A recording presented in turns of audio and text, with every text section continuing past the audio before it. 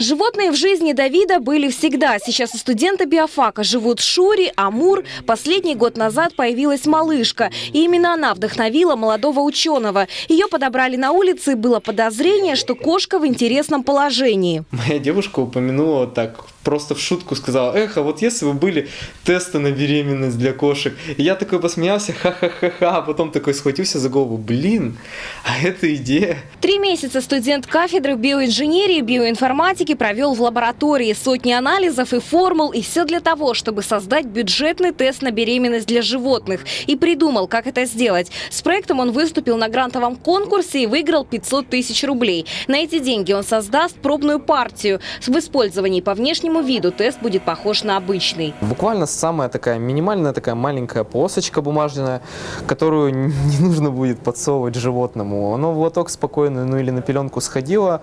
Хозяин подошел, кончиком провел, подождал, пока бумажечка пропитается до нужных отметок, и смотрит 1-2 полоски. За основу были взяты иностранные технологии. Подобными тестами активно пользуются за рубежом, только цена кусается. Если переводить на рубли, одна штука обойдется приблизительно в 10 тысяч. Разработка Давида будет стоить в 5-7 раз дешевле. Его будущие клиенты – это заводчики. Если случка прошла неуспешно, то, следовательно, и деньги они потеряли. Так они могут упустить сезон и, могут потерять спокойно от 100, а то и до 500 тысяч.